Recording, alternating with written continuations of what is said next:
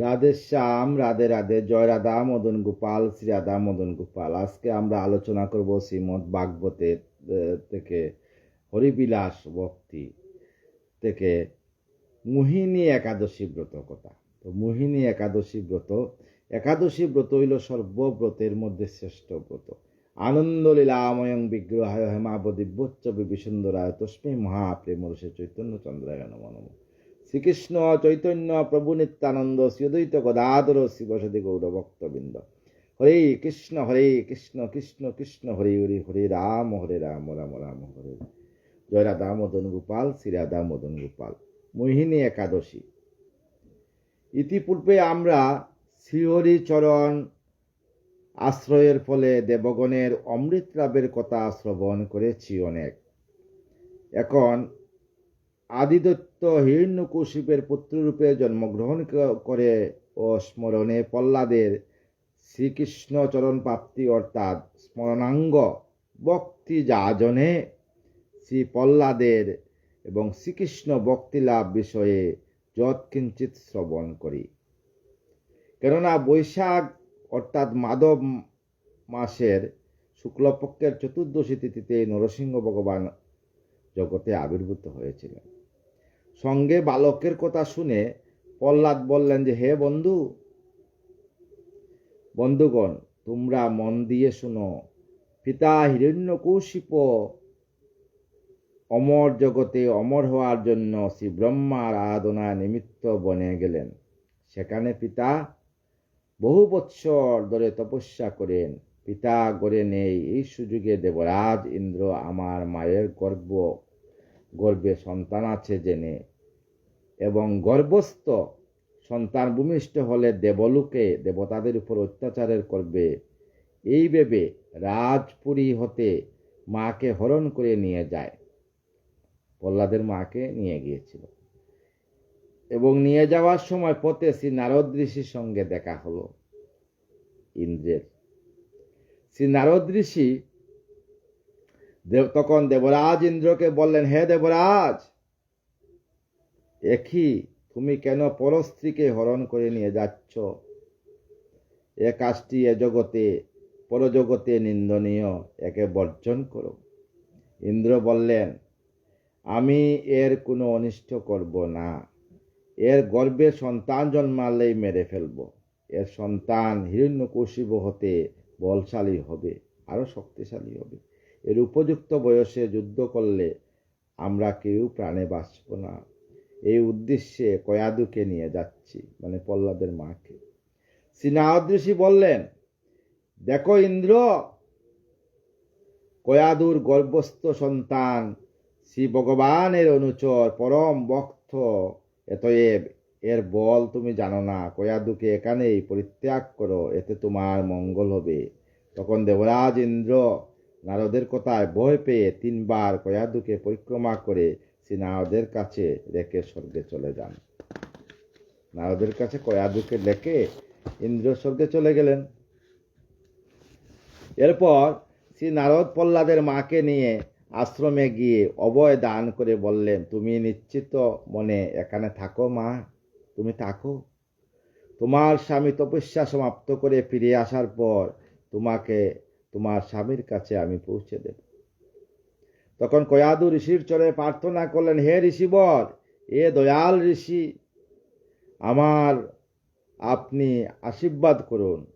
আমি আমার পতির নিকটে গেলেই যেন সন্তান ভূমিষ্ঠ হয়, তার পূর্বে যেন ভূমিষ্ঠ হয় না।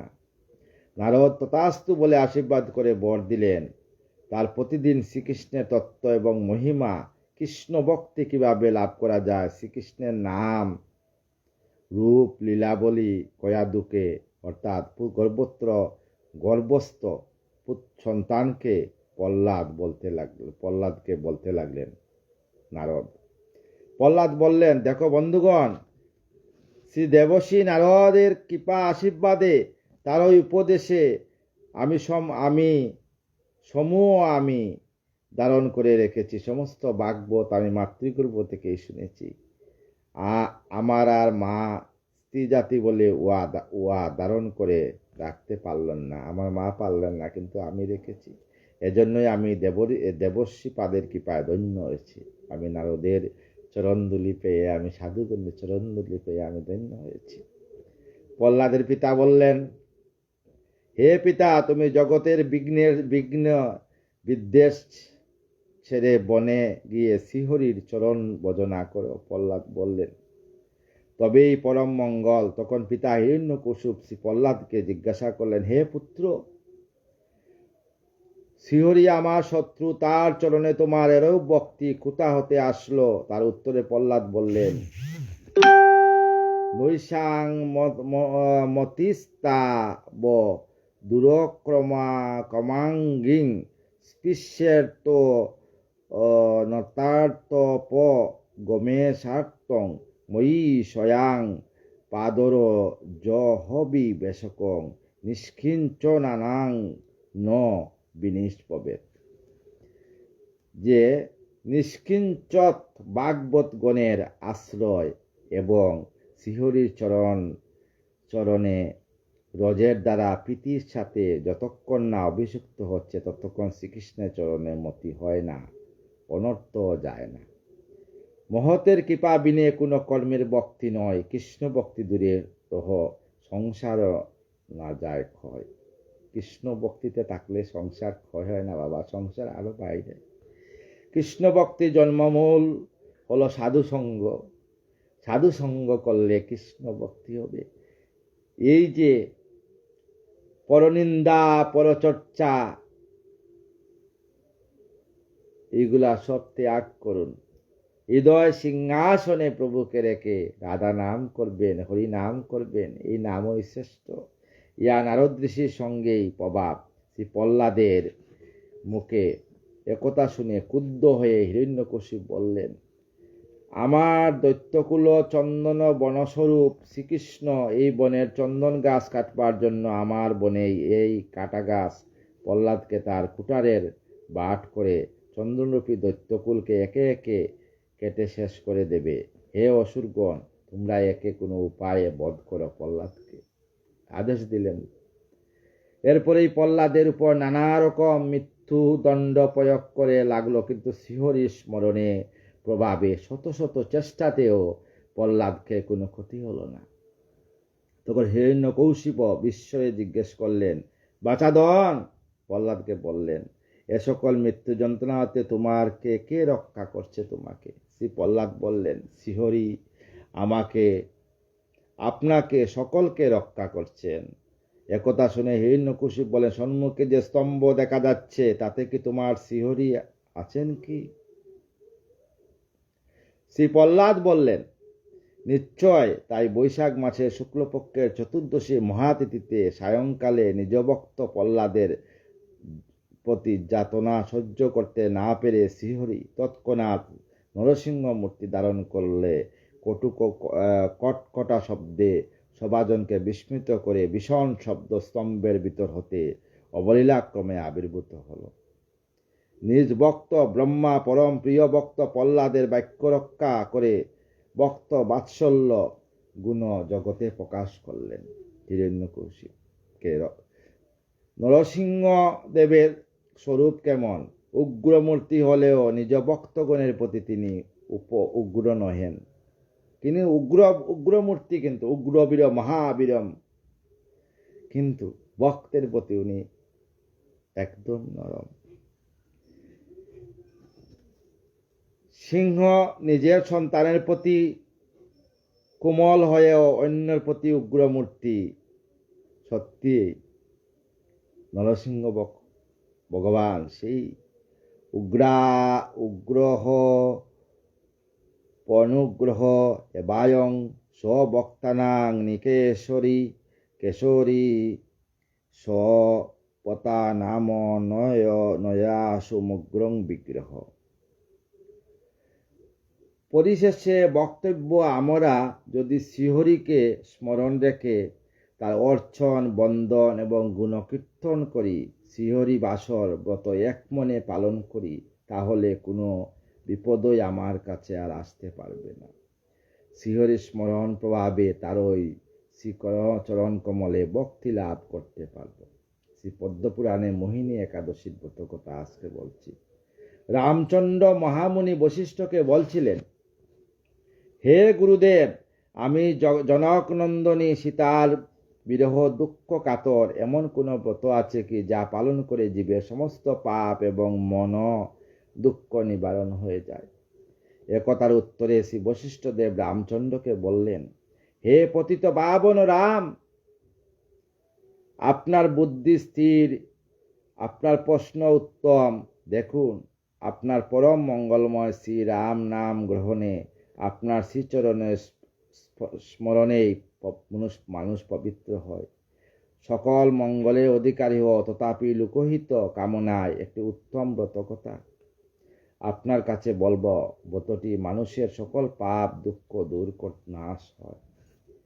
শ্রীরাম ব্রতটির নাম হল মোহিনী একাদশী ব্রত। বৈশাখ মাসের শুক্লপক্ষের এই মোহিনী একাদশী ব্রত কথা শ্রবণ করলে আপনার সীতা বিরহ দুঃখ চলে যাবে। এ ব্রত পালন করে সকলের কর্তব্য। এই ব্রতটি খুব সুন্দর। সুপবিত্র সরস্বতী নদীর তীরে ভদ্রাবতী নামে এক রাজপুরী ছিল। সেখানে দ্যুতিমান নামে এক রাজা রাজ্য পরিচালনা করতেন। তিনি ছিলেন চন্দ্রবংশের রাজা, সত্যবাগ, ন্যায়নীতি এবং নীতিপরায়ণ ছিলেন। এই ভদ্রাবতী দনপাল নামে মহা সমৃদ্ধশালী, ধর্মাত্মা, পুণ্যবান, বিষ্ণুভক্ত একজন বৈশ্য বাস করতেন সেইখানে। এই দনপাল জনগণের উপকারের জন্য নগরে বহু জলসত্র, কূপ, অন্নসত্র, পথিক নিবাস, সরোবর, ফুলের বা ফলের বাগান, দাতব্য চিকিৎসালয়, বিদ্যালয়, বিষ্ণু মন্দির নির্মাণ করে দিয়ে অর্থের প্রকৃত সদ্ব্যবহার দ্বারা দনপাল নাম সার্থক করছিলেন। পরহিত ব্রতধারী শ্রী বিষ্ণুভক্তি পরায়ণ এই পুণ্যাত্মা বৈশ্যর 5টি পুত্র ছিল। সমান, দ্যুতিমান, মেধাবী, সুকৃতি এবং পঞ্চম পুত্রের নাম হইল দুষ্টবুদ্ধি। পঞ্চম পুত্র দুষ্টবুদ্ধি ছিল মহাপাপী, সকল সময় অসৎসঙ্গরত এবং পাশা খেলা এবং বার বনিতা বিলাসী, সর্বদা পাপকর্মে লিপ্ত থেকে অতি ঘৃণ্য জীবন যাপন করত। একনিষ্ঠ পিতা টাকা পয়সা সম্পত্তি অসৎ কার্যে ব্যবহার করতে লাগল। একদিন পিতা দনপাল এই কুলাঙ্গার পুত্রের একটি অসৎ কাজ নিজে দেখে অতি দুঃখে কুবে বিপদগামী পুত্রকে ঘর হতে বের করে দিলেন। পিতা মাতা ভ্রাতা আত্মীয় বন্ধু বান্ধব জ্ঞাতিচ্যুত হয়ে সে সমাজ থেকে ঘৃণার পাত্র হল। গৃহহীন হওয়ায় নিজে বঞ্চিত, স্বর্ণ যা ছিল সব বিক্রি করে কিছুদিন কাটানোর পর সে ধনহীন হয়ে গেল। ধন না থাকায় তার বন্ধু বেশ্যাগণ তাকে পরিত্যাগ করল। আহার আদি না পাওয়ায় নিজের গ্রামে চুরি করতে লাগলো। চুরি করবার পর ধরা পড়ল, কিন্তু পিতার গৌরবে প্রত্যেকবার ছাড়া পেল। হলে কি হবে, স্বভাবের তো পরিবর্তন হলো না। একবার রাজ কর্মচারী তাকে ধরলে রাজা তাকে অন্যত্র চলে যাওয়ার আদেশ দিলেন।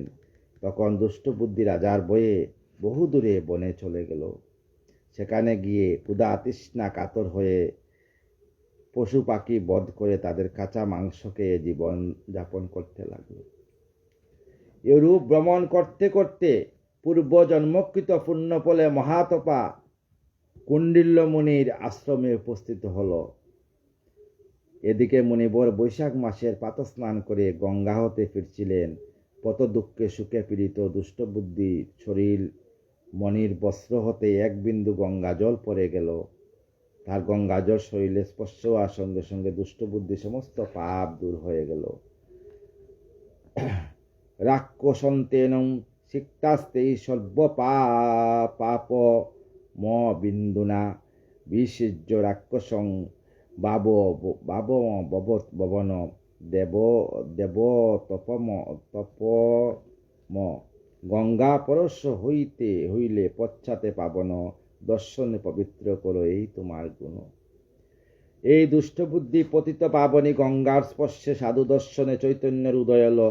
নিজে কৃত কর্মের অনুশোচনা হলো এবং সে কৌণ্ডল্যমুনির চরণে লুটিয়ে পড়ে করজুড়ে নিবেদন করতে লাগলো, প্রভু আমাকে রক্ষা করো। হে ব্রাহ্মণ, আমি মহাপাপী, বহু অপকর্ম করেছি, আমার প্রায়শ্চিত্তের বিধান বলুন। আমি ধনহীন, আত্মীয় বন্ধু বান্ধব হতে পরিত্যক্ত, অসমর্থ। তখন পরদুঃখ কাতর দয়ালশীল মুনি বললেন, দেখো তুমি অতি সহজ অথচ সর্বোত্তম সর্বদুঃখ নাশকারিণী আগত বৈশাখ মাসের শুক্লপক্ষের প্রসিদ্ধ মোহিনী একাদশী ব্রত। তুমি একাগ্র চিত্তে ব্রতটি পালন করো, তোমার মনের দুঃখ নাশ হবে। বশিষ্ঠদেব বললেন, কৌণ্ডল্যমুনির উপদেশে ব্রত পালন করে দুষ্ট বুদ্ধি সর্বপাপ হতে মুক্ত হয়ে দেহ পেয়ে বিষ্ণুলোকে চলে গেলেন। হে রামচন্দ্র, এই মোহিনী একাদশী ব্রতের দ্বারা বিরহ দুঃখকানি যত দুঃখ আছে সর্ব দুঃখ নাশ হবে, আর যজ্ঞ তীর্থ দর্শন দান সমূহ এর 16 ভাগের 1 ভাগেই সমান হয়। এই ব্রতের শুদ্ধভাবে আচরণ করলে দেহান্তে বৈকুণ্ঠ ধাম প্রাপ্তি হয়। হরে কৃষ্ণ কৃষ্ণ কৃষ্ণ হরে হরে, হরে রাম রাম রাম হরে হরে। একাদশী ব্রত সর্বব্রতের মধ্যে শ্রেষ্ঠ। একাদশী ব্রত করবেন আপনার জন্য, আপনার মঙ্গলের জন্য। সমস্ত সাধুগুরু বৈষ্ণবের চরণে আমার দণ্ডবত প্রণাম। আমি অসুস্থ থাকার জন্য কদিন লাইভে আসি না এবং ভাগবত নিয়ে আসছি না, আসবো। আপনারা আমাকে কৃপা করবেন, আপনাদের চরণ দুলে আমার মস্তকে দিয়ে আমাকে কৃপা করবেন গো। যদি ভুল হয় মার্জনা করবেন। শেষের দিনও যেন আমি রাধা রাধা নাম করে নববৃন্দাবনে রাধারানীর যুগল চরণে দেহ রাখতে পারি। রাধে কৃষ্ণ কৃষ্ণ কৃষ্ণ রাধে রাধে, রাধে শ্যাম শ্যাম শ্যাম রাধে রাধে। রাধে কৃষ্ণ কৃষ্ণ কৃষ্ণ রাধে রাধে, রাধে শ্যাম শ্যাম শ্যাম রাধে রাধে। জয় রাধে জয় রাধে জয় রাধে জয় রাধে, জয় রাধে জয় রাধে জয় রাধে জয় রাধে।